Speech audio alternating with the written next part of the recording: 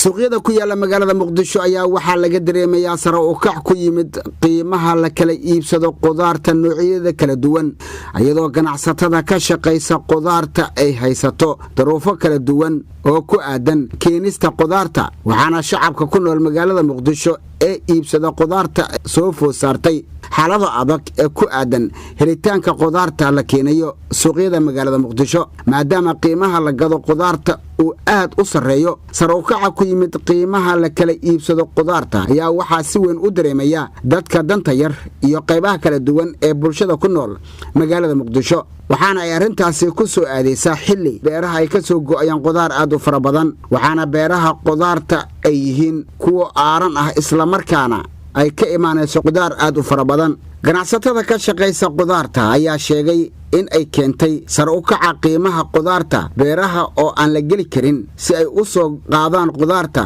qoyaan fara badan ee ku aadan roobabkii sanadkan ka da'ayay ee ka jira beeraha iyo wadooyinka oo badanaaba ay ka jirto ciriiri aad u fara badan qaar ka mid ah ganacsatada qudaarta ayaa ka hadlay dhibaatooyinka ay ku qabaan helitaanka qudaarta noocyada kala duwan waxayna sheegeen qiimaha la kala iibsan jiray xilliyadii hore iyo qiimaha isbedelka ah ee hadda la kala iibsado qudaarta noocyada kala duwan Bashiir Ahmed Kaash qudaarta hadda waxa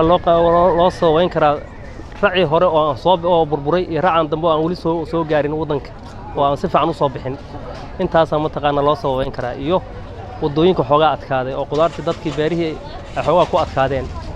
intaas loo soo wayn karaa Ciida Maxamuud rooble oo qaaliga waxa u keenan maqlay in beerihii roobsadeen roobku markuu day beerihii dhiiqa noqdeen inay ka soo bixi weyday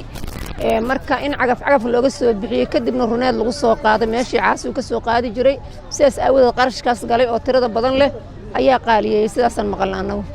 muddooyinkan ayaa waxaa ka taagnaa suuqyada magaalada Muqdisho sare u kac dhanka qudaarta taasi oo saameysay dhammaan bulshada ku nool magaalada Muqdisho waxayna dadka ku nool gobolkan Banaadir ay tilmaameen in muhiim ay tahay in la helo ganacsi fadhiya qiimo ahaan si bulshada ay ugu fududaato helitaanka qudaarta dhanka kale waxaa hoos u dhac laga dareemayaa qiimaha la kala iibsado kalluunka noocyadiisa kala duwan mar aan tagnay kawaanka kalluunka degmada Xamarweyne ee gobolka Banaadir ayaa waxaa ka muuqday kalluun fara badan kalluunka ayaa bil ka hor qiimihiisu sareeyay haddana waxaa ganacsatada kalluunka ay sheegeen in uu qiimaha kalluunka uu raqiis yahay xilligan qaar ka mid ah kalluumaysatada kalluunka iyo bulshada iibsata kalluunka noocyadiisa kala duwan ayaa ka warbixiyay sababaha kalluunka xilligan raqiisku uu noqday Abqaadir aan isaaq kalluunka ka waran kalluunkan qiimihiisa ma raqiisa mise waa qaali xilligan hadda waa raqiis macnaa hadda qiimaha waa raqiis macnaa ilaahay noo soo jibiyay hadda maxaa soo raqiisay hadda macnaa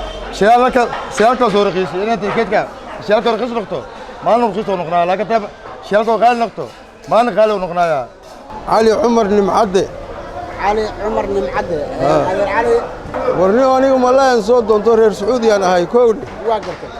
بركب بيلونه ودقن وأنا حمر مدقني سفيان بركب والله كان سعودي أنا وقادين جري واقرك بركب بحيان شيلين جري هرو وقادين جري سفيان يوم بقى وحلي قسين جري $5 يبر ما عندنا وحن مغلى $4 يو $6 يبر هذا طبعا شنكر اللي يقسي موسى عثمان أبتو تلفزيون كقرن كسوماليات مقدشة